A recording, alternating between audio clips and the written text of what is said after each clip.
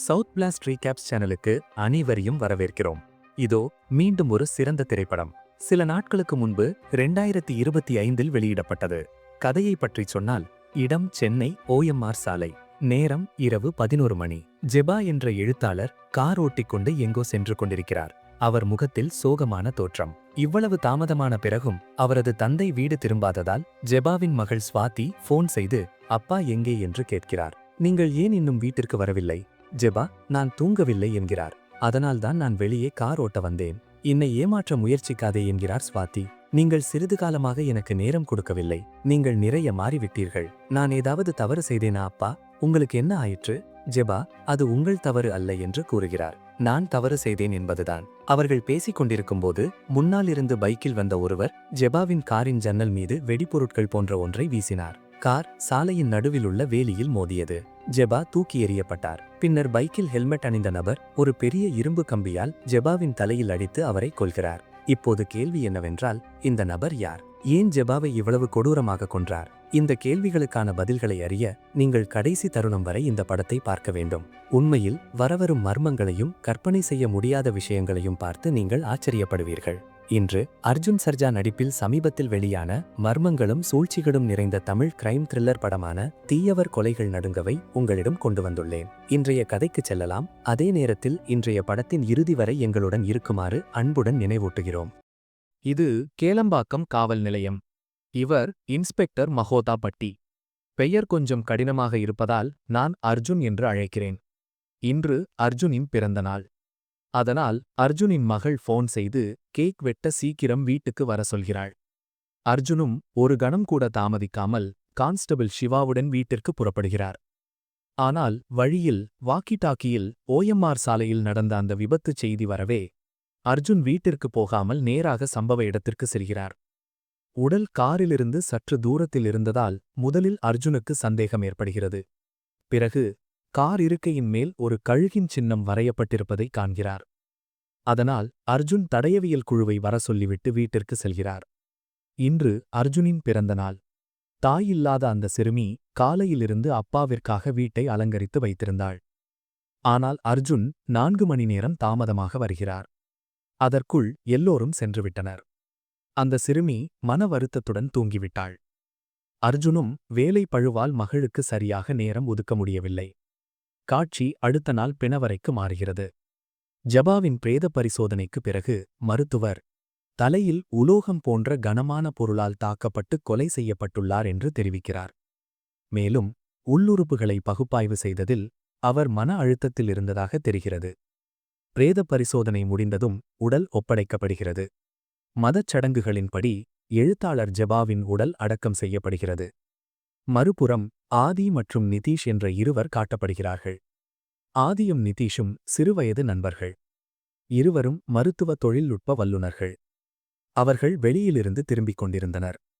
ஆனால் லிஃப்டில் ஏறும்போது அபார்ட்மெண்ட் உரிமையாளரின் மகனை பார்த்ததும் ஆதி லிஃப்டில் ஏற தயங்குகிறான்.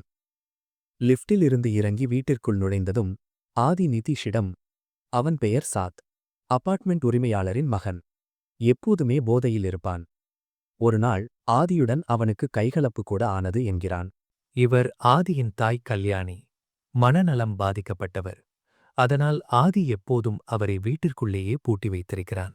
இன்று மேட்ரிமோனி தளத்தில் ஆதிக்கு ஒரு பெண் அழைப்பு விடுத்திருக்கிறார். ஆதி அம்மாவிடம் அந்த பெண்ணின் புகைப்படத்தை காட்டிக் கொண்டிருந்தான். அப்போது நிதீஷ் வந்து, உங்க அம்மாவை மருத்துவமனையில் சிகிச்சை அளிக்கலாமே என்கிறான். ஆனால் ஆதி, என் அம்மாவை எப்படி பார்த்து கொள்ள வேண்டும் என்று எனக்கு தெரியும். அம்மாவை எங்கும் கொண்டு செல்ல தேவையில்லை என்கிறான். அதற்குள் அவர்களுடைய ஒரு வாடிக்கையாளரிடமிருந்து அழைப்பு வருகிறது. அவர் இன்றிரவே தனது வீட்டிற்கு சிகிச்சை அளிக்க வர சொல்கிறார். உண்மையில் தூக்கத்தில் அதிகமாக குரட்டை விடுபவர்களுக்கு ஆதியும் நிதீஷும் சிகிச்சை மூலம் குரட்டையை குறைக்கும் சிகிச்சை அளிக்கின்றனர். விஷயம் சுவாரஸ்யமாக இருக்கிறது இல்லையா? சரி, பிறகு மீரா என்ற ஒரு பெண் காட்டப்படுகிறாள். மீரா ஆட்டிஸ்டிக் குழந்தைகளுக்கான பள்ளியில் ஆசிரியையாக பணிபுரிகிறாள்.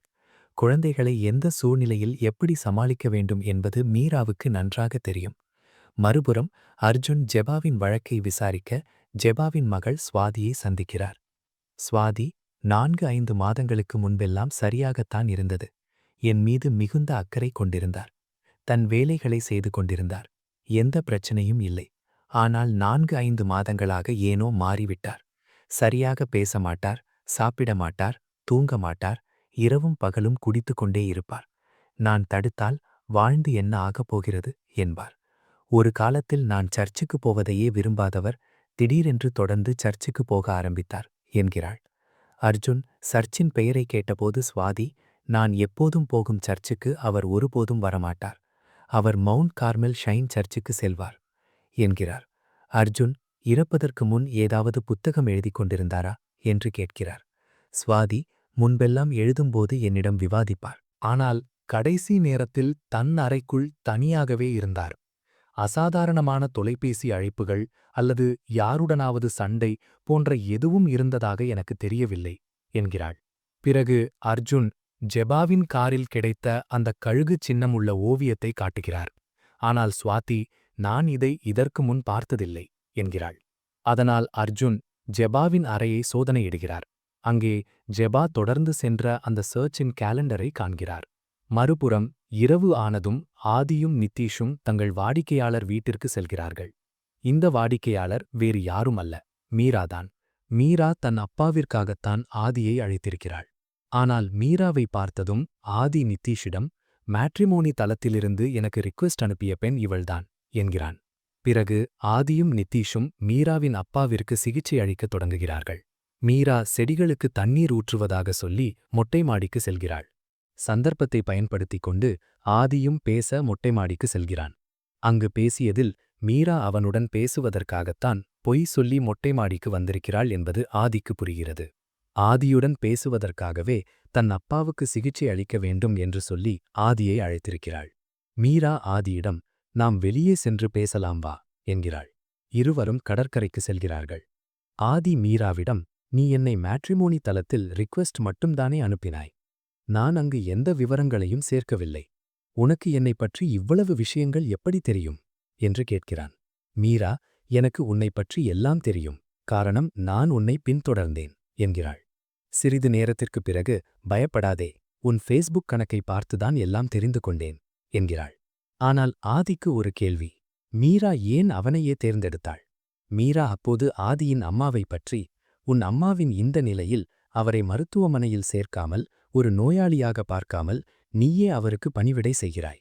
அதுதான் எனக்கு மிகவும் பிடித்திருந்தது என்கிறாள். பிறகு இருவரும் சாதாரணமாக பேசிக் கொண்டிருக்கிறார்கள். காட்சி அடுத்த நாள் மாறுகிறது. அர்ஜுன் ஜெபாவின் பதிப்பாளரை சந்தித்தபோது அவர், ஜெபா மிகவும் நல்ல மனம் கொண்ட எழுத்தாளர், அதேபோல் ஒரு நல்ல மனிதரும் கூட. சில காலமாக ஒரு புத்தகத்தில் வேலை செய்து கொண்டிருந்தார். ஆனால் அது தன் தனிப்பட்ட புத்தகம் என்று சொன்னதால் வெளியிடவில்லை அல்லது அதை பற்றி யாரிடமும் பகிர்ந்து கொள்ளவில்லை என்கிறார். அர்ஜுன் அவரிடம் அந்த கழுகின் ஓவியத்தையும் காட்டுகிறார். அவர் அதை இதற்கு முன் பார்த்ததில்லை என்கிறார். ஆனால் ஓவியத்தை பார்ப்பதற்கு முன்பே வடிவமைப்பாளர், நானும் பார்க்கவில்லை என்கிறார். பார்க்காமலேயே இப்படி சொன்னதால் அர்ஜுனுக்கு சந்தேகம் வலுக்கிறது. எனவே அர்ஜுன் அவரை தனி அறைக்கு அழைத்து சென்று விசாரிக்கிறார். அதன் பிறகு அவர், ஜெபா சார் ஒரு நாள் எனக்கு ஃபோன் செய்து ஒரு புத்தகத்தின் அட்டை பக்கத்தை வடிவமைக்க சொன்னார். ஆனால் நான் அனுப்பிய அனைத்தையும் அவர் நிராகரித்துவிட்டார். பிறகு எனக்கு சில மாதிரி புகைப்படங்களை அனுப்பினார் என்கிறார். வடிவமைப்பாளர் அந்த புகைப்படங்களை காட்டும்போது அர்ஜுன் அதில் ஒரே மாதிரியான கழுகு சின்னத்துடன் ஒரே புத்தகத்திற்கு 2 தலைப்புகளை காண்கிறார். அர்ஜுன், ஒரு புத்தகத்திற்கு வடிவமைப்பு என்றால் ஏன் 2 தலைப்புகள்? ஒன்றின் பெயர் காவேரி கரை, மற்றொன்று 3818 என்கிறார். வடிவமைப்பாளர் முதலில் காவேரி கரை என்ற பெயரில் ஒரு வடிவமைப்பை செய்ய சொன்னார். பிறகு 3818 என்ற எண்ணை கொடுத்து செய்ய சொன்னார் என்கிறார். வடிவமைப்பாளர் அர்ஜுனிடம் மேலும் ஒரு புகைப்படத்தை காட்டுகிறார். அதை ஜெபா தன் புத்தகத்தின் பின் அட்டைக்கு வடிவமைக்க சொல்லியிருந்தார். அர்ஜுன் அந்த புகைப்படங்களை எடுத்துக்கொண்டு கிளம்புகிறார். போகும்போது அர்ஜுன் யோசிக்கிறார். முதல் தலைப்பு காவேரி கரை. காவேரி கர்நாடகாவில் உள்ள ஒரு நதியின் பெயர். அதனால் அந்த பெயரில் தலைப்பு வைத்திருக்கலாம் என்று அர்ஜுன் நினைக்கிறார். ஆனால் 3818 என்ற எண்ணின் மர்மம் இன்னும் புரியவில்லை. அதனால் அடுத்த நாள் காவல் நிலையத்திற்கு சென்று அர்ஜுன் முதலில் அந்த புகைப்படங்களை நன்றாக ஆராய்கிறார். பின்னட்டையில் தேர்ந்தெடுக்கப்பட்ட கட்டிடத்தின் மொட்டை மாடியில் ஒரு விளம்பர பலகை இருப்பதை அர்ஜுன் கவனிக்கிறார். அதனால் அர்ஜுன் அந்த கட்டிடத்தை கண்டுபிடித்து அங்கு செல்கிறார். ஆனால் அர்ஜுன் இந்த கட்டிடத்தில் எதுவும் இல்லை என்று ஊகிக்கிறார். காரணம், அந்த புகைப்படம் எதிர்ப்புறத்தில் உள்ள ஒரு கட்டிடத்தின் மொட்டை மாடியில் நின்று எடுக்கப்பட்டுள்ளது. அந்த கட்டிடத்தின் நேர் எதிரே உள்ள ஒரு கட்டிடத்தின் மொட்டை மாடியில் ஒரு கழுகின் சிற்பம் தெரிகிறது. முன்பக்க அட்டை வடிவமைப்பின் தலைப்பு புகைப்படத்தில் இருப்பது போலவே. அதனால் அர்ஜுன் அந்த கட்டிடத்திற்கு சென்றால் ஏதேனும் துப்பு கிடைக்கலாம் என்று நினைக்கிறார். அர்ஜுன் மற்றும் குழுவினர் உடனடியாக அந்த அப்பார்ட்மெண்ட்டிற்கு செல்கின்றனர். ஆனால் அப்பார்ட்மெண்ட் காவலாளி கனகுவிட பிஸ்லெபே, இந்த அப்பார்ட்மெண்ட்டில் 2 காவலாளிகள் இருப்பது தெரிய வருகிறது. கனகு 3 வருடங்களாக வேலை செய்கிறார். ஆனால் ஜேபாவின் புகைப்படத்தை காட்டியபோது கனகு ஜேபாவை ஒருபோதும் பார்த்ததில்லை என்கிறார். அர்ஜுன் கனகுவிடம் பார்வையாளர் பதிவேட்டை கேட்டு கட்டிடத்தின் செயலாளரிடம் பேசுகிறார். செயலாளரும் ஜேபாவை ஒருபோதும் பார்த்ததில்லை என்கிறார். பிறகு அர்ஜுன் அப்பார்ட்மெண்ட்டின் மொட்டை மாடியை பார்க்க லிஃப்டை பயன்படுத்தாமல் படிக்கட்டுகளில் ஏறத் தொடங்குகிறார். மறுபுறம் மீரா ஆதியை சந்திக்க இந்த அப்பார்ட்மெண்ட்டிற்கு வந்திருக்கிறாள். கனகு வாசலில் இல்லாததால் மீரா நேராக உள்ளே சென்று விடுகிறாள். மற்றொரு காவலாளியிடம் ஆதியை பற்றி கேட்டபோது அந்த காவலாளி மீராவிடம் ஆதியின் பிளாட் எண்ணை சொல்கிறார். மீரா ஆதியின் பிளாட்டிற்கு செல்கிறாள். ஆனால் ஆதியின் பிளாட்டிற்குள் நுழைவதற்கு முன்பு அங்கிருந்த ஒருவர் மீராவிடம், நீங்கள் யாருடைய பிளாட்டிற்கு செல்கிறீர்கள் என்று கேட்கிறார். மீரா ஆதியின் பெயரை சொன்னதும் அவர், ஆதியின் பிளாட் அதுவல்ல, நீங்கள் கடந்து வந்து விட்டீர்கள் என்கிறார். மீராவுக்கு முதலில் சந்தேகம் ஏற்படுகிறது. ஆனாலும் மீரா அந்த பிளாட்டின் முன் சென்று காலிங் பெல்லை அடித்ததும் அந்த நபர் மீராவை அறைக்குள் தள்ளிவிட்டு வெளியே பூட்டிவிடுகிறார். உண்மையில் அப்பார்ட்மெண்ட் உரிமையாளரின் மகன் சத்யா அவ்வப்போது ஆதியின் பக்கத்து பிளாட்டிற்கு வருவான். இன்றும் தன் நண்பர்களுடன் இங்கு போதைப்பொருள் பயன்படுத்த வந்திருக்கிறான். மீரா உள்ளே மாட்டிக்கொண்டு எப்படி வெளியே வருவது என்று புரியாமல் தவிக்கிறாள். மறுபுறம் அர்ஜுன் மொட்டை மாடிக்கு சென்று சுற்றிலும் பார்த்து இந்த மொட்டை மாடியில் நின்றுதான் அந்த கட்டிடத்தின் புகைப்படம் எடுக்கப்பட்டுள்ளது என்பதை தெளிவாக புரிந்து கொள்கிறார். இதற்குள் கனகு பார்வையாளர் பதிவேட்டை கொண்டு வந்ததும் அர்ஜுன் சிவாவிடம் ஒவ்வொரு பக்கத்தையும் புகைப்படம் எடுக்க சொல்கிறார். அர்ஜுன் செயலாளரிடம் இந்த கட்டிடத்தின் சிசிடிவி பதிவுகளை பற்றி கேட்டபோது செயலாளர், கீழே உள்ள பார்க்கிங்கில் மட்டுமே சிசிடிவி பொருத்தப்பட்டுள்ளது. காரணம், அப்பார்ட்மெண்ட்டில் வசிப்பவர்கள் தங்கள் தனி உரிமைக்காக அப்பார்ட்மெண்ட்டிற்குள் சிசிடிவி பொருத்த அனுமதிக்கவில்லை என்கிறார். அதனால் அர்ஜுன் இந்த அப்பார்ட்மெண்ட்டில் வசிக்கும் அனைவரிடமும் பேச விரும்புகிறார். ஆனால் பேசிக்கொண்டே அவர்கள் கீழே இறங்கும்போது சத்யாவின் அந்த பிளாட்டிற்கு முன்னால் சத்தம் கேட்டு அவர்கள் சென்று பார்த்தால் ஆதிக்கும் சத்யாவிற்கும் இடையே கைகலப்பு நடக்கிறது. அர்ஜுன் தலையிட்டபோது ஆதி, அவர்கள் என் விருந்தினரிடம் தவறாக நடக்க முயன்றார்கள் என்கிறான். அதனால் அர்ஜுன் சத்யாவிடம் அவன் பெயரை கேட்கிறார். ஆனால் சத்யா பெயர் சொல்லாமல் தன் அப்பாவின் அதிகாரத்தை காட்டுகிறான். உங்களுக்கு என்னை தெரியுமா, என் அப்பாவை தெரியுமா என்கிறான். அர்ஜுன் அப்போது சத்யாவை அறைந்து முதல் முறையாக எச்சரிக்கிறார். இனிமேல் இப்படி ஒரு சம்பவம் நடந்ததாக கேட்டால் உன்னை மட்டுமல்ல, உன் அப்பாவையும் சேர்த்து அடிப்பேன் என்கிறார். அர்ஜுன் ஆதியிடம் மீராவை பற்றி கேட்கிறார். அவள் யார் என்று. ஆதி, என் காதலி என்கிறான். அதனால் அர்ஜுன் ஆதியிடமும், இனிமேல் ஏதாவது நடந்தால் நீங்களே தீர்க்க முயற்சிக்காமல் போலீசுக்கு ஃபோன் செய்யுங்கள் என்று சொல்லிவிட்டு செல்கிறார். இரவாகிறது. மீரா இன்றுதான் முதல் முறையாக ஆதியை சந்திக்க வந்திருந்தாள். முதல் நாளிலேயே இப்படி ஒரு சம்பவம் நடந்ததால் ஆதி மீராவுக்கு ஃபோன் செய்து மன்னிப்பு கேட்க முயற்சிக்கிறான். ஆனால் அர்ஜுனின் கேள்விக்கு ஆதி மீராவை தன் காதலியாக அறிமுகப்படுத்தியதில் மீரா மிகவும் மகிழ்ச்சியடைகிறாள். அதன் பிறகு அவர்கள் இங்கு அங்கு சந்திப்பது, தொடர்ந்து பேசுவது என காதல் கதை தொடர்கிறது. இடையில் ஆதி மீராவை தன் வீட்டிற்கும் அழைத்து வருகிறான். தன் அம்மாவிடம் அறிமுகப்படுத்துகிறான். எல்லாம் நன்றாக போய்க் கொண்டிருந்தது. இந்நிலையில் ஒரு நாள் காலை அர்ஜுன் காலை உணவு சாப்பிடும்போது டிவியில் காவேரி என்ற பெண்ணின் பெயரை கேட்டு ஜபாவின் புத்தகத்தின் தலைப்பு காவேரி கரை என்பதை நினைவு கூறுகிறார். காவேரி ஒரு நதியின் பெயராக இருக்கும் என்று நினைத்திருந்தால், ஆனால் காவேரி ஒரு பெண்ணின் பெயராகவும் இருக்கலாம் என்று அவருக்கு தோன்றுகிறது. அதனால் அர்ஜுன் உடனடியாக சிவாவுக்கு ஃபோன் செய்து ஜபா பயன்படுத்திய சில துணிகளுடன் நாய்ப்படையை அந்த அப்பார்ட்மெண்ட்டிற்கு வர சொல்கிறார். சொன்னபடியே சிறிது நேரத்தில் நாய்ப்படை வந்து சேர்கிறது. அவர்கள் ஜபாவின் துணிகளை மோப்பம் பிடிக்க வைத்ததும் நாய்கள் அப்பார்ட்மெண்ட்டை நோக்கி ஓடுகிறன. மறுபுறம் அர்ஜுன் செயலாளரிடம், இந்த கட்டடத்தில் காவேரி என்ற பெண் யாராவது இருக்கிறாளா என்று கேட்கிறார். செயலாளர், காவேரி என்ற பெண் யாரும் இல்லை. ஆனால் 6 மாதங்களுக்கு முன்பு காவேரி என்ற ஒரு பெண் இருந்தால், அவள் மொட்டை மாடியிலிருந்து விழுந்து இறந்து விட்டாள் என்கிறார். அதற்குள் நாய்கள் ஒரு அப்பார்ட்மெண்ட்டிற்கு முன்னால் சென்று நின்று விடுகிறன. அர்ஜுன் அங்கு சென்று செயலாளரிடம், இதுதான் அந்த காவேரியின் அப்பார்ட்மெண்ட்டா என்று கேட்கிறார். செயலாளர், இல்லை சார், காவேரியின் பிளாட் எதிர் திசையில் உள்ளது. இது எங்கள் அப்பார்ட்மெண்ட் உரிமையாளர் தர்மராஜனின் பிளாட். அவருடைய நண்பர்கள் அவ்வப்போது இங்கு வருவார்கள் என்கிறார். ஆனால் செயலாளரிடம் இந்த பிளாட்டின் சாவி இல்லை. அதனால் செயலாளர் சத்யாவிற்கு ஃபோன் செய்கிறார். சத்யாவின் நம்பரும் சுவிட்ச் ஆஃப் செய்யப்பட்டிருக்கிறது. வாரண்ட்டும் இல்லாததால் அர்ஜுன் வாரண்ட் வாங்க செல்கிறார். ஆனால் தர்மராஜன் போன்ற ஒரு பெரிய பில்டர் மீது வாரண்ட் கேட்டதால் எஸ்பி அலுவலகத்திற்கு வெளியே அர்ஜுனை சந்தித்து, நீ ஈகோ பில்டர்ஸ் உரிமையாளர் தர்மராஜனுக்கு எதிராக வாரண்ட் கேட்கிறாய். ஜெபாவின் வழக்குக்கும் தர்மராஜனுக்கும் என்ன சம்பந்தம் என்று கேட்கிறார். அர்ஜுன், சார், ஜெபாவின் வழக்கில் நாங்கள் சில அசாதாரணமான தொடர்புகளை கண்டுபிடித்திருக்கிறோம். அங்கே ஒருவேளை ஏதாவது துப்பு கிடைக்கலாம் என்று நாங்கள் சந்தேகிக்கிறோம். நான் ஜெபாவின் மகளிடம் பேசி தெரிந்து கொண்டேன். கடந்த சில மாதங்களாக அவள் மன அழுத்தத்தில் இருந்தாள், குடித்தாள், தன்னை அறைக்குள் பூட்டிக் கொண்டாள், ஒரு சர்ச்சுக்கு சென்றாள். அதாவது அவள் நடத்தையில் ஒரு பெரிய மாற்றம் ஏற்பட்டிருந்தது. பதிப்பாளர், வடிவமைப்பாளரின் கூற்றுப்படி அவள் இறப்பதற்கு முன் ஒரு புத்தகம் எழுதிக் கொண்டிருந்தாள். அந்த புத்தகத்தின் அட்டை பக்கத்திற்கும் கடைசி பக்கத்திற்கும் 2 வடிவமைப்புகளை செய்ய சொல்லியிருந்தாள். அந்த வடிவமைப்புகளின் தொடர்பு மூலம்தான் நாங்கள் அந்த அபார்ட்மெண்ட் வரைக்கும் சென்றோம். அந்த புத்தகத்திற்கு 2 தலைப்புகள் தேர்ந்தெடுக்கப்பட்டிருந்தன. ஒன்று காவேரி கரை, மற்றொன்று 3818. அர்ஜுன் சொல்கிறார், 3818 ஒரு சாதாரண எண் அல்ல. நான் இதை பற்றி விசாரிக்க ஆரம்பித்தபோது இது பைபிளின் 38ஆம் அத்தியாயத்தின் 18ஆம் வசனத்தை குறிக்கிறது என்று தெரிந்து கொண்டேன். அதில் தெரிவாக எழுதப்பட்டுள்ளது, நான் என் பாவங்களுக்காக ஒப்புக்கொள்கிறேன், நான் செய்த தவறுக்காக மிகவும் வருந்துகிறேன். எஸ்பி, நீ சொல்வதெல்லாம் கதை, எனக்கு ஆதாரம் வேண்டும் என்கிறார்.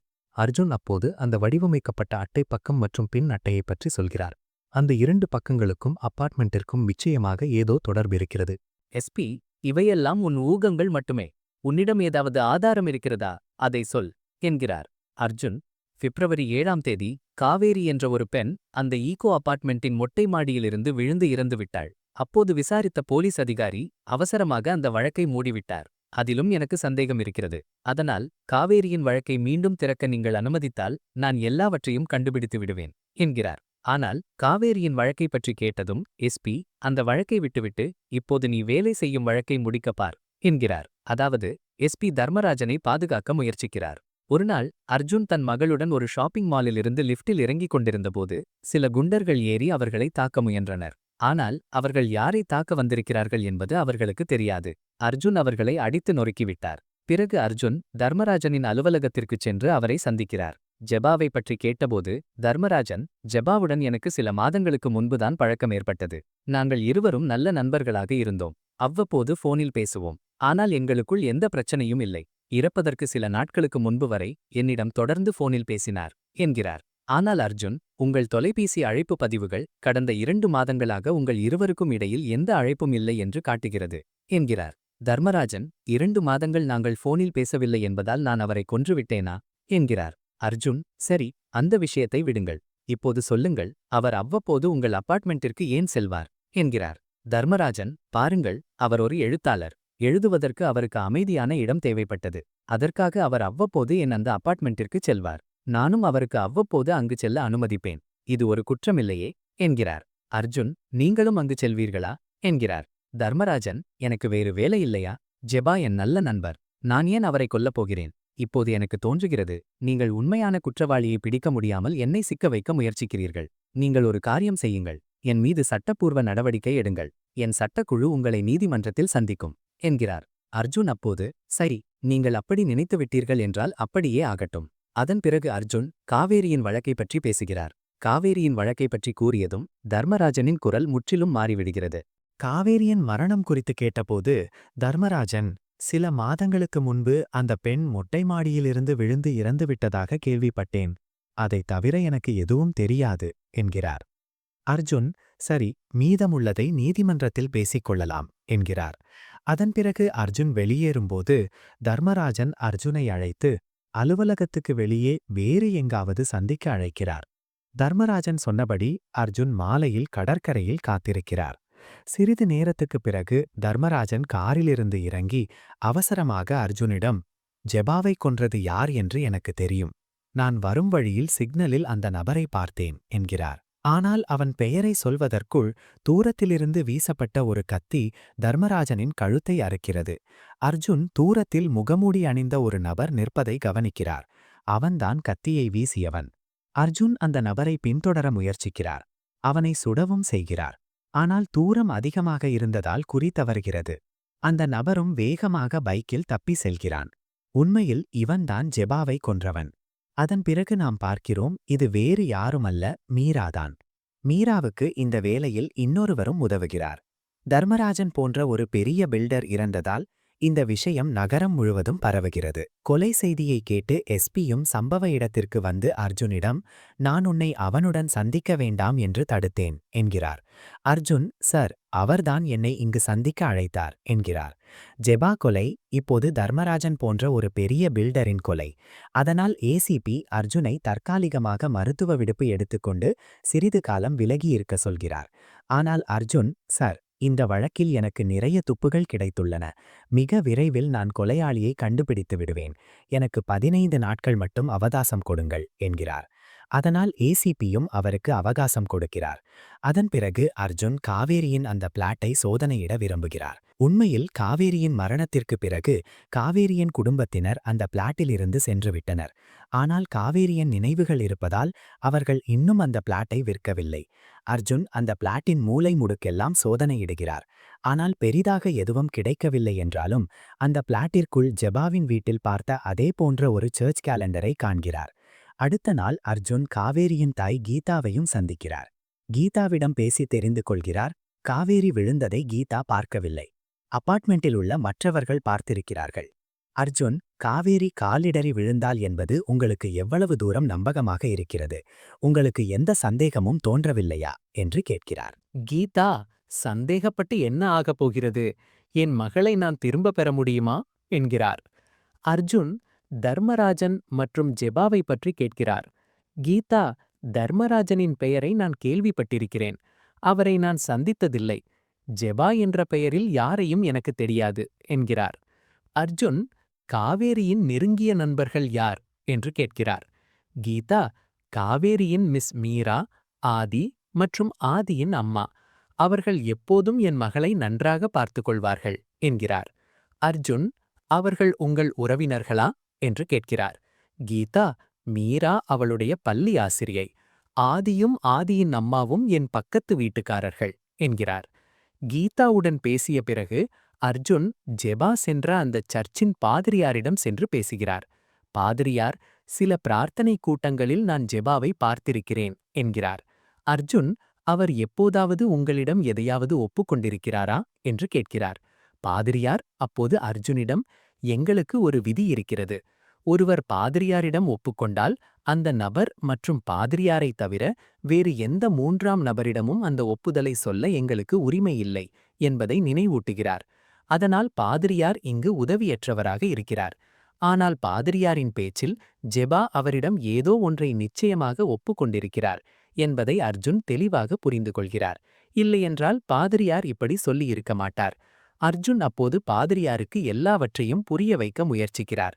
அதன் பிறகு பாதிரியாரும் விஷயத்தை புரிந்து கொண்டு ஒப்புதல் வாக்குமூலத்தை பற்றி சொல்லாவிட்டாலும் அவர் கடைசியாக என்னை சந்தித்தபோது கீதாவிடம் கொடுக்க சொல்லி ஒரு மஞ்சள் நிற புத்தகத்தை என்னிடம் கொடுத்து சென்றார். ஆனால் கீதா சர்ச்சுக்கு வராததால் நான் அந்த புத்தகத்தை கீதாவின் தந்தை சக்கரவர்த்தியிடம் கொடுத்தேன் என்று மட்டும் சொல்கிறார். பாதிரியாரின் வாயிலிருந்து கீதாவின் தந்தை சக்கரவர்த்தியின் பெயரை கேட்டதும் அர்ஜுனும் குழுவும் கீதாவின் தந்தை சக்கரவர்த்தியின் வீட்டுக்கு செல்கிறார்கள். சக்கரவர்த்தி அப்போது வீட்டில் இல்லை. அர்ஜுனும் குழுவும் சக்கரவர்த்தியின் அபார்ட்மெண்ட்டை சோதனையிடுகிறார்கள். உள்ளே சில புகைப்படங்களை பார்க்கிறார்கள். அதில் சக்கரவர்த்தியின் அருகில் மீரா இருக்கிறார். உண்மையில் இந்த சக்கரவர்த்தி ஒரு காலத்தில் தற்காப்பு கலைகளை கற்றுக் கொடுத்தவர். மீராவும் சக்கரவர்த்தியின் தற்காப்பு கலை மாணவி. பிறகு அர்ஜுன் சக்கரவர்த்தியின் முழு வீட்டையும் சோதனையிட்டு அலமாரியில் அந்த மஞ்சள் நிற புத்தகத்தை கண்டுபிடிக்கிறார். பாதிரியார் சொன்ன அந்த புத்தகம் அதுதான். அதாவது ஜெபா கீதாவிடம் கொடுக்க பாதிரியாரிடம் கொடுத்த புத்தகம். மறுபுறம் மீரா ஆதியின் தாய் கல்யாணியின் மடியில் தலை வைத்து, இப்போது ஒருவேளை போலீசுக்கு இதன் பின்னால் யார் இருக்கிறார்கள் என்று தெரிந்திருக்கும். அதனால் நான் இனி உங்களை பார்த்து கொள்ள வர முடியாது. நான் மற்றவர்களைப் போல சாதாரண வாழ்க்கை வாழ விரும்பினேன். ஆனால் ஏன் நான் உங்களை சந்தித்தேன்? ஏன் நான் உங்களுடன் சிக்கிக் கொண்டேன்? ஏன் இப்போது நான் இதையெல்லாம் செய்ய வேண்டியிருக்கிறது என்கிறாள். உண்மையில் மீரா வேலை செய்த பள்ளியில்தான் காவேரியும் படித்துக் கொண்டிருந்தாள். அதன் மூலம் மீரா காவேரியை மிகவும் விரும்பினாள், மிகவும் அன்பு காட்டினாள். மீராவின் உதவியால் காவேரி நிறைய முன்னேற ஆரம்பித்தாள். கீதா தினமும் காவேரியை பள்ளியில் விட்டுச் செல்வதும் அழைத்துச் செல்வதும் வழக்கம். ஒருநாள் கீதா காவேரியை அழைத்துச் செல்ல வந்தபோது மீரா காவேரியின் அப்பா சக்கரவர்த்தியை பற்றிக் கூறி, உங்கள் அப்பா தினமும் காவேரியை சந்திக்க வருகிறார். நீங்கள் ஒருமுறை கூட அவரிடம் பேசுவதில்லை. பின்னால் நடந்ததை மறந்துவிட்டு நீங்கள் மீண்டும் ஒன்னாக வேண்டும் என்கிறாள். கீதா, அவர் எப்படி என் தந்தையாக முடியும் என்கிறாள். உண்மையில் கீதா காதலித்து காவேரியின் தந்தையை திருமணம் செய்தபோது கீதாவின் தந்தை சக்கரவர்த்தி அதை ஒருபோதும் ஏற்றுக்கொள்ளவில்லை. காவேரியின் தந்தை இறந்தபோது கூட அவர் இறுதிச் சடங்கிற்கு வரவில்லை. அதனால் கீதா தன் தந்தையை ஒருபோதும் மன்னிக்க மாட்டாள். மீரா எவ்வளவு மன்றாடினாலும் கீதா எதுவும் கேட்காமல் காவேரியை அழைத்துச் சென்று விடுகிறாள். சக்கரவர்த்தி இப்போது தன் தவறை உணர்கிறார். ஆனால் அவர் செய்த தவறுக்கு எப்படி பரிகாரம் செய்வது? ஒருநாள் கீதா வீட்டிற்கு வந்து பார்த்தபோது காவேரியை தூங்க வைத்துவிட்டு கல்யாணி டைனிங் டேபிளில் அமர்ந்து காத்திருக்கிறாள். உண்மையில் கீதா வேலைக்காக வெளியே செல்ல வேண்டியிருக்கும். இந்த நேரத்தில் கல்யாணி காவேரியை பார்த்துக் கொள்வாள். அவர்களுக்குள் உறவு முறை இல்லாவிட்டாலும் கல்யாணி அவர்களுக்காக நிறைய செய்கிறாள். ஆனால் மறுநாள் காலை கீதா காவேரியின் பள்ளி நேரமாகியும் அவள் இன்னும் தூக்கத்திலிருந்து எழவில்லை என்பதை கவனிக்கிறாள். கீதா சரி பார்த்தபோது காவேரிக்கு கடுமையான காய்ச்சல், மேலும் வாந்தியும் எடுக்கிறாள். அதனால் கீதா காவேரியை உடனடியாக மருத்துவமனைக்கு அழைத்துச் செல்கிறாள். மருத்துவர், உணவு விஷமானதால் இப்படி ஆகியிருக்கலாம் என்கிறார். மருத்துவர் சில மருந்துகளை எழுதிக் கொடுக்கிறார். ஆனால் கீதாவிடம் தெளிவாக சொல்லிவிடுகிறார், நான் முன்பே சொல்லியிருக்கிறேன், அவளை சரியாக பார்த்து கொள்ளாவிட்டால் அவள் ஒருபோதும் சரியாக மாட்டாள். அவளை ஆரோக்கியமாக ஆக்க வேண்டும், அவள் பேசுவதை கேட்க வேண்டும் என்றால் அவளுக்கு நேரம் ஒதுக்க வேண்டும், அவளை பார்த்து கொள்ள வேண்டும் என்கிறார். உண்மையில் உடல்நலக் குறைவால் காவேரி பேச முடியாமல் இருக்கிறாள். ஆனால் மருத்துவர் அவளுடன் நேரம் செலவிட்டால், அவளை பார்த்து கொண்டால் அவள் பேச வாய்ப்புள்ளது என்கிறார். அதனால் கீதா மிகவும் யோசித்து வேலையை ராஜினாமா செய்ய முடிவெடுக்கிறாள். அடுத்த நாள் காவேரியை அழைத்துக் கொண்டு பள்ளிக்குச் சென்று மீராவிடம் சொல்லிவிட்டு வருகிறாள். நேற்று அவளுக்கு உடம்பு சரியில்லை, அதனால் பள்ளிக்கு வர முடியவில்லை. நான் அவளுக்கு மருந்து கொடுத்திருக்கிறேன். அவள் உடல்நிலை சரியில்லாமல் இருந்தால் அவளை தூங்க வைத்து விடுங்கள். நானும் வேலையை ராஜினாமா செய்ய முடிவு செய்திருக்கிறேன். ஆனால் அலுவலகத்தில் சில வேலைகள் இருக்கின்றன. அவற்றை முடித்துவிட்டு வர தாமதமாகும். அதனால் பள்ளி முடிந்ததும் பள்ளி பேருந்தில் அவளை வீட்டிற்கு அனுப்பிவிடுங்கள் என்கிறாள். மீரா, சரி, பிரச்சனையில்லை என்கிறாள். மீரா காவேரியிடம், உன் அம்மாவுக்கு பை சொல் என்கிறாள். ஆனால் காவேரி தன் அம்மாவுக்கு பை சொல்ல மறுக்கிறாள். கீதா அப்போது காவேரிக்கு ஒரு லாலிபாப் கொடுக்கிறாள். அந்த லாலிபாப்பை பார்த்ததும் காவேரி கொஞ்சம் உத்தேஜிதமாகிறாள். காவேரி உடனே அந்த லாலிபாப்பை தன் அம்மாவின் முகத்தில் வீசுகிறாள். காவேரி ஏன் இப்படி செய்கிறாள் என்று மீராவுக்கு புரியவில்லை. ஆனால் மீரா கீதாவிற்கு ஆறுதல் கூறுகிறாள். நீங்கள் கவலைப்படாதீர்கள், எல்லாம் சரியாகிவிடும், நீங்கள் உங்கள் வேலைக்கு செல்லுங்கள் என்கிறாள். அதனால் கீதா சென்று விடுகிறாள். காவேரி அப்போதும் மீண்டும் மீண்டும் திரும்பி கீதாவை பார்த்து கொண்டிருந்தாள். பிறகு மீரா காவேரியை உள்ளே அழைத்து சென்று மற்ற குழந்தைகளுடன் நேரத்தை செலவிட வைக்கிறாள். அப்போது மீரா காவேரி கொஞ்சம் வித்தியாசமாக நடந்து கொள்வதை கவனிக்கிறாள். அவள் ஏதோ செய்கிறாள். அதனால் மீரா காவேரியை அமைதிப்படுத்த முயற்சிக்கிறாள். மீரா காவேரிக்கு பசிக்கிறது என்று நினைக்கிறாள். ஆனால் காவேரிக்கு உணவு ஊட்ட முயன்றாலும் காவேரி சாப்பிட மறுக்கிறாள். காவேரி அப்போது தன் நோட்டு புத்தகத்தில் ஏதோ ஒன்றை வரைந்து மீராவுக்கு ஏதோ புரிய வைக்க முயற்சிக்கிறாள். மீரா காவேரி இந்த ஓவியத்தை வரைந்து தன்னிடம் மதிப்பெண் கேட்கிறாள் என்று நினைக்கிறாள். அதாவது அவள் எவ்வளவு நன்றாக வரைகிறாள் என்பதை காட்டுகிறாள் என்று.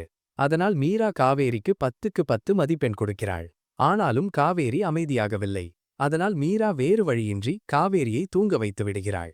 பள்ளி முடிந்ததும் பள்ளி பேருந்து ஓட்டுநரிடம் அவள் அம்மா அவளை அழைத்து செல்ல வர முடியவில்லை, நீங்கள் அவளை சரியாக அபார்ட்மெண்ட்டில் இறக்கிவிடுங்கள் என்கிறாள்.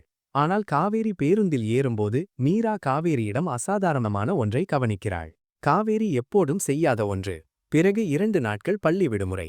2 நாட்களுக்கு பிறகு மீரா பள்ளிக்கு வந்து அன்று காவேரி தங்கள் அபார்ட்மெண்ட் மொட்டை மாடியிலிருந்து விழுந்து இறந்து விட்டாள் என்பதை அறிகிறாள். கேட்டதும் மீராவின் தலையில் இடி விழுந்தது போல் இருந்தது. மீராவால் நம்பவே முடியவில்லை காவேரி இறந்துவிட்டாள் என்று. பிறகு அந்த அபார்ட்மெண்ட்டின் மொட்டை மாடியில் அபார்ட்மெண்ட் காவலாளி கனகு மற்றும் அந்த அபார்ட்மெண்ட்டின் சலவை தொழிலாளி காட்டப்படுகிறார்கள். இருவரும் மொட்டை மாடியில் அமர்ந்து மது அருந்திக் கொண்டிருக்கிறார்கள். ஆனால் எதையோ எடுக்க அவர்கள் வெளியே செல்ல முயன்றபோது யாரோ கதவை பூட்டிவிட்டதை கவனிக்கிறார்கள். அதன் பிறகு அவர்கள் மீராவை பார்க்கிறார்கள். ஆனால் மீரா தனியாக இல்லை. மீராவுடன் சக்கரவர்த்தியும் இருக்கிறார். இங்கு அவர்களின் பேச்சில் இதற்கு முன் அவர்கள் கொன்ற இருவர், அதாவது ஜெபா மற்றும் தர்மராஜன், இவர்களுடன் கனகு மற்றும் சலவை தொழிலாளியும் இருந்தார்கள் என்பது தெரியவருகிறது. அதாவது 4 பேரும் ஏதோ செய்திருக்கிறார்கள். அதற்காக மீராவும் சக்கரவர்த்தியும் அவர்களை அடித்து மொட்டை மாடியிலிருந்து கீழே தள்ளிவிடுகிறார்கள். ஆனால் சரியாக என்ன நடந்தது என்பதை நாம் சிறிது நேரத்தில் தெரிந்து கொள்வோம். மறுபுறம் சக்கரவர்த்தியின் வீட்டில் மீராவின் புகைப்படத்தை பார்த்த பிறகு அர்ஜுனுக்கு அவர்கள் அன்று அந்த அப்பார்ட்மெண்டிற்கு விசாரணைக்கு சென்றபோது ஆதியுடன் மீராவையும் பார்த்தது நினைவுக்கு வருகிறது. அதனால் அவர்கள் ஆதியை சந்திக்கிறார்கள். முதலில் காவேரியை பற்றி கேட்கிறார்கள். ஆதி, காவேரிக்கு அப்பா இல்லை. காவேரியின் தாய் கீதா எப்போதும் வேலைக்காக வெளியே இருப்பாள். அதனால் என் அம்மா காவேரியை பார்த்துக்கொள்வாள். காவேரியின் மரணத்திற்கு பிறகு அந்த அதிர்ச்சியில் என் அம்மா மெதுவாக நோய்வாய்ப்பட்டு விட்டாள் என்கிறான். மீராவை பற்றி கேட்டபோது ஆதி, மீரா என் காதலி என்கிறான். அதன் பிறகு அர்ஜுன் சென்று விடுகிறார். ஆனால் அர்ஜுன் ஏன் மீராவை பற்றி கேட்கிறார் என்று ஆதிக்கு புரியவில்லை. ஆதிக்கு அப்போது மீராவை பற்றிய எண்ணங்கள் வருகின்றன. மீரா திட்டமிட்டு அவர்களை தன் வீட்டிற்கு அழைத்திருக்கிறாள். அன்று கடற்கரையில் அமர்ந்து மீரா தன்னை பின்தொடர்ந்ததாகவும் தன்னை பற்றி எல்லாம் தெரியும் என்றும் கூறியிருக்கிறாள். மீராவை போனில் அழைக்கவும் முடியவில்லை. அதனால் ஆதிக்கு மீரா மீது சந்தேகம் வலுக்கிறது. காட்சி துப்பாக்கி சுடும் பயிற்சிக்கு மாறுகிறது. அர்ஜுனும் ஏசிபியும் ஒன்றாக துப்பாக்கி சுடும் பயிற்சியில் ஈடுபட்டிருந்தனர். அப்போது அர்ஜுன் ஏசிபியிடம் ஒரு பெரிய பில்டருக்கும் ஒரு சாதாரண சலவை தொழிலாளிக்கும் இடையே உள்ள தொடர்பு சந்தேகத்திற்குரியது என்கிறார். அவர்கள் அனைவரும் சேர்ந்து ஏதோ ஒரு குற்றத்தை செய்திருக்கிறார்கள். அதற்காக அவர்கள் தண்டனை அனுபவிக்க வேண்டியிருக்கிறது என்பதை அவர்கள் ஓரளவிற்கு புரிந்து கொள்கிறார்கள். ஆனால் அந்த குற்றம் என்ன?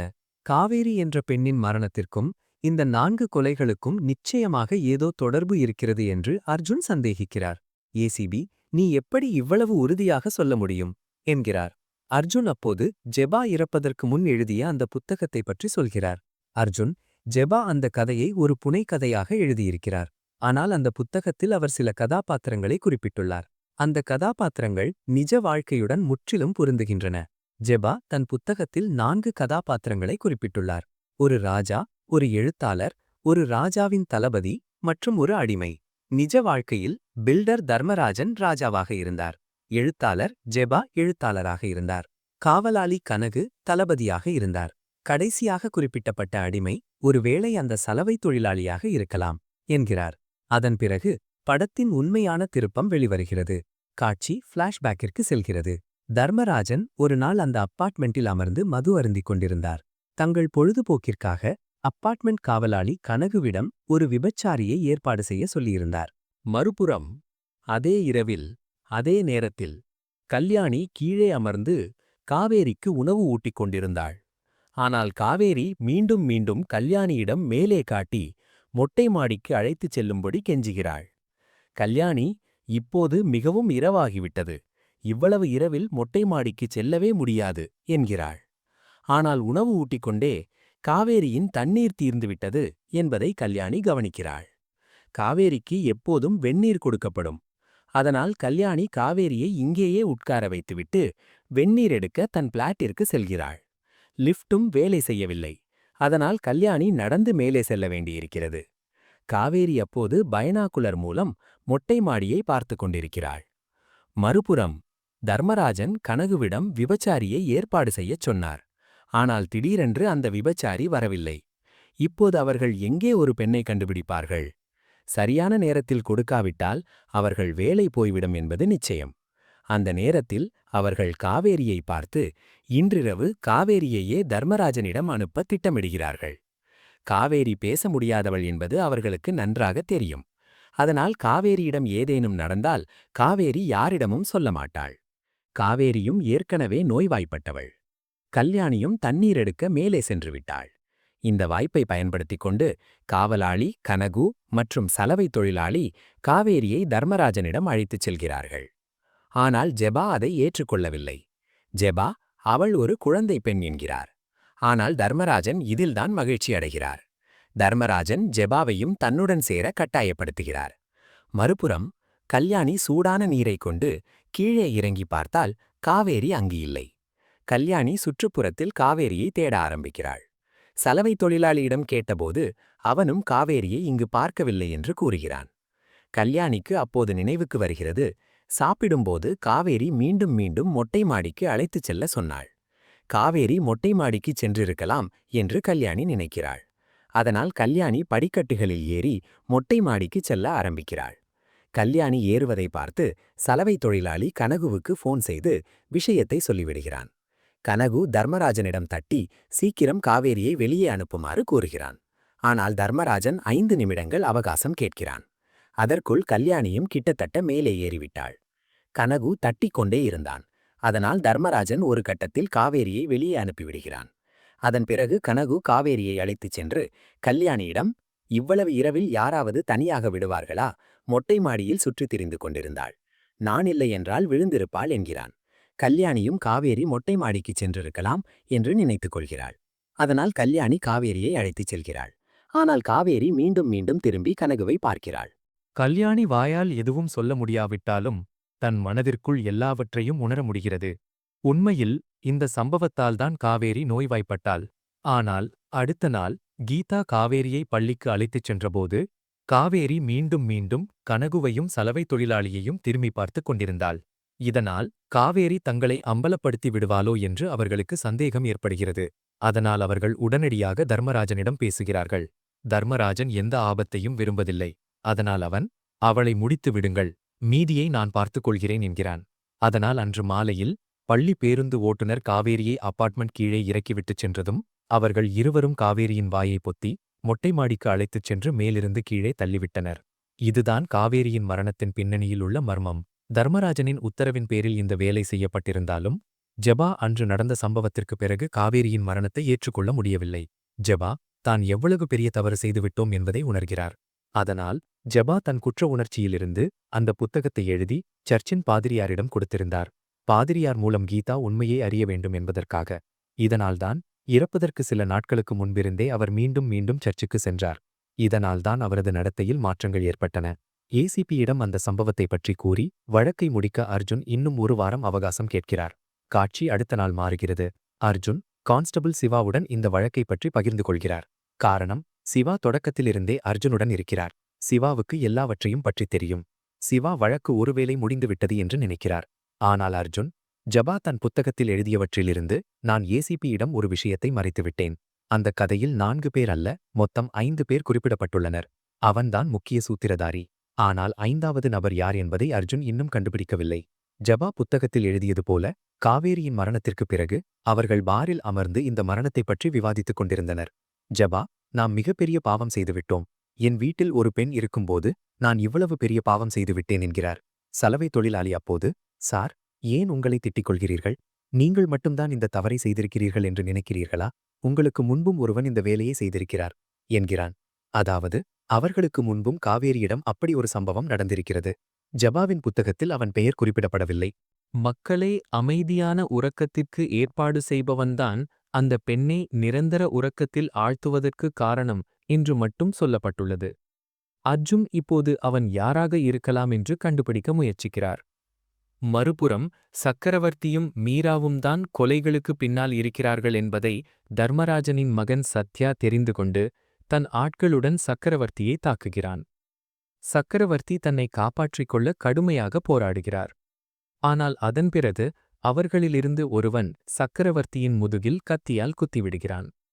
மறுபுறம் அர்ஜுனும் யோசித்துக் கொண்டே ஜெபா எழுதியது போல அவன் வேறு யாருமல்ல, ஆதிதான் என்பதை புரிந்து கொள்கிறார். இங்கும் நாம் பார்க்கிறோம், சக்கரவர்த்தியின் முதுகில் கத்தியால் குத்தியது வேறு யாருமல்ல, ஆதிதான். அதாவது ஆதி சத்யாவுடன் சேர்ந்து சக்கரவர்த்தியை கொன்றான். அர்ஜுனுக்கு ஆதியின் விஷயம் தெரிந்ததும் கட்டுப்பாட்டு அறைக்கு ஃபோன் செய்து ஆதியை கண்காணிக்க உத்தரவிடுகிறார். மறுபுறம் மீரா காவேரியின் கல்லறையின் மீது படுத்திருக்கிறாள். இங்கு ஒரு கேள்வி எழலாம். தர்மராஜன் உள்ளிட்ட 4 பேர் காவேரியிடம் செய்த அந்த அநியாயத்தை மீரா எப்படி தெரிந்து கொண்டாள்? உண்மையில் மீரா பள்ளிக்கு வந்து காவேரி 2 நாட்களுக்கு முன்பு மொட்டை மாடியிலிருந்து விழுந்து இறந்துவிட்டாள் என்பதை தெரிந்து கொண்டபோது மீரா பள்ளிக்குள் சென்று காவேரிக்காக அழுது கொண்டிருந்தாள். அப்போதுதான் மீராவின் பார்வை காவேரி விட்டுச் சென்ற அந்த பைனாக்குலர் மீது பட்டது. காரணம், காவேரி அதை எப்போதும் தன்னுடனே வைத்திருப்பாள். அன்று அவள் பள்ளியிலிருந்து சென்றபோது காவேரி இதை விட்டுச் சென்றாள். இந்த பைனாகுலர் சாதாரண பைனாகுலர் இல்ல. இது ஒரு கேமராவும் கூட.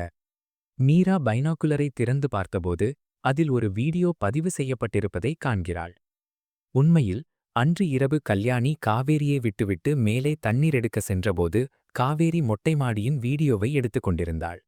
அந்த நேரத்தில் கனகுவும் சலவை தொழிலாளியும் காவேரியை அங்கிருந்து பிடித்து செல்கிறார்கள். காவேரியின் பைனாகுலர் ரெக்கார்டிங் அப்போது ஆன் செய்யப்பட்டிருந்தது. அவர்கள் காவேரியை தர்மராஜனிடம் கொடுத்துவிட்டு வந்தபோதும் பைனாகுலரை தர்மராஜனின் மேஜையின் மீது வைத்திருந்தார்கள். இதனால் தர்மராஜனும் ஜெபாவும் கேமராவில் பதிவாகிவிட்டார்கள்.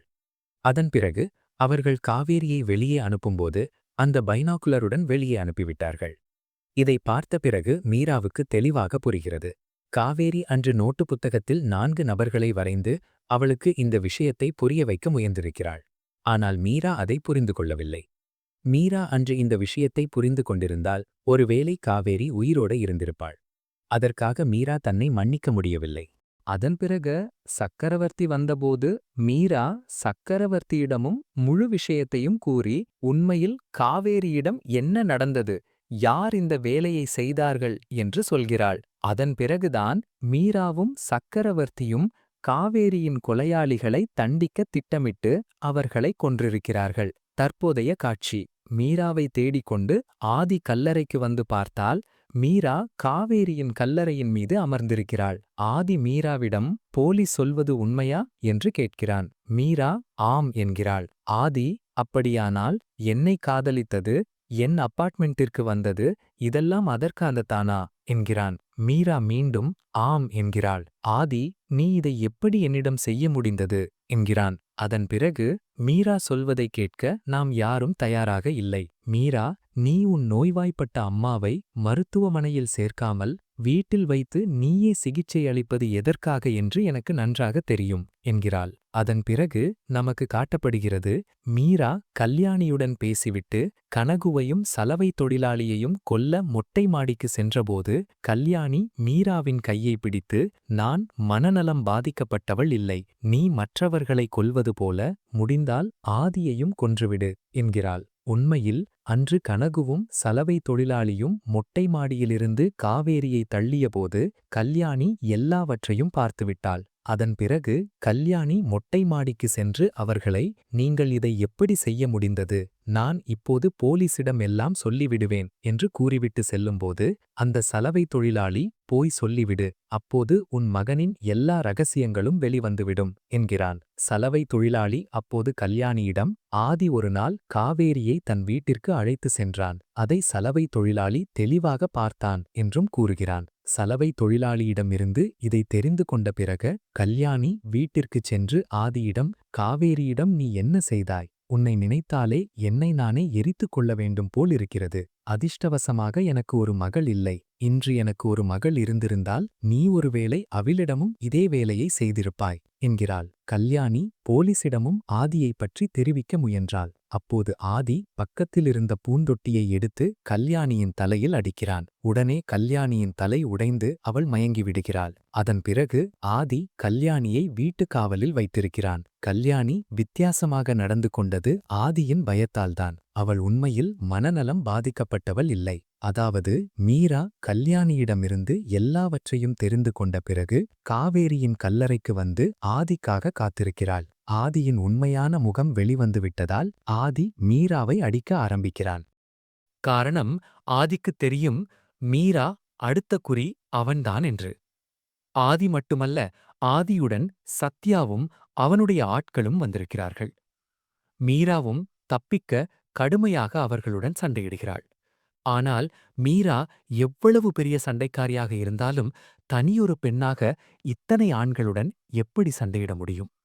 அதனால் அவர்கள் ஒரு கட்டத்தில் மீராவை அடித்து பலவீனப்படுத்தி விடுகிறார்கள். அதன் பிறகு ஆதி மீராவை முழுமையாக முடிக்கப் போகும்போது அர்ஜுன் வந்துவிடுகிறார். அர்ஜுன் வந்து அனைவருடனும் சண்டையிட்டு மீராவை காப்பாற்றுகிறார். கடைசியில் ஆதியை கடுமையாக தாக்குகிறார். அப்போதும் ஆதி மீண்டும் மீண்டும் அர்ஜுனிடம் என்னை அடிக்காதீர்கள், என்னை மன்னித்து விடுங்கள் என்று கெஞ்சுகிறான். அர்ஜுன் என்னிடம் மன்னிப்பு கேட்டு எந்த பயனும் இல்லை, நீ எந்த பெண்ணிடம் தவறு செய்தாயோ அவளிடம் சென்று மன்னிப்பு கேள் என்கிறார். ஆதி, என்னை விட்டுவிடுங்கள். நான் தூரமாக எங்காவது சென்று வாழ்ந்து கொள்கிறேன். ஆனால் என்னை அடிக்காதீர்கள் என்கிறான். ஆனால் அர்ஜுன் தன் கையால் கொல்லாமல் மீராவின் கையில் ஆயுதத்தை கொடுக்கிறார். அர்ஜுன், நான் ஒரு சட்டத்தின் காவலனாக, சட்டத்தை காக்கத் தெரிந்தவன். சட்டத்தின் கையிலிருந்து மக்களை எப்படி காப்பாற்ற வேண்டும் என்பதும் எனக்கு தெரியும் என்கிறார். அதனால் மீரா ஆதியை சுட்டுக் கொன்று காவேரியிடம் செய்த அநியாயத்துக்கு பழிதீர்க்கிறாள். இத்துடன் திரைப்படம் முடிகிறது. உண்மையிலேயே இந்த மாதிரியான வக்கிர மனநிலை கொண்ட மனிதர்கள் நம்மைச் சுற்றியே வாழ்கிறார்கள். நம்மிடம் மிகவும் நன்றாக பழகுவார்கள். அவர்களின் நடத்தை மிகவும் நேர்த்தியாக இருக்கும். அவர்களை சந்தேகிக்க சிறிதும் வாய்ப்பிருக்காது. ஆனால் இந்த நபர்கள் வாய்ப்பு கிடைக்கும்போது தங்கள் உண்மையான முகத்தை காட்டுவார்கள். அதற்காக யாரையும் அவ்வளவு நம்பக்கூடாது. மொத்தத்தில் இந்த திரைப்படம் உங்களுக்கு எப்படி இருந்தது என்பதை கமெண்டில் அவசியம் தெரிவியுங்கள். வீடியோ பிடித்திருந்தால் வீடியோவுக்கு லைக் கொடுத்து சேனலை சப்ஸ்கிரைப் செய்ய மறக்காதீர்கள். மற்றொரு திரைப்படம் அல்லது தொடரின் விளக்க வீடியோவில் சந்திப்போம். அதுவரை அனைவரும் நலமாக ஆரோக்கியமாக இருங்கள். நன்றி.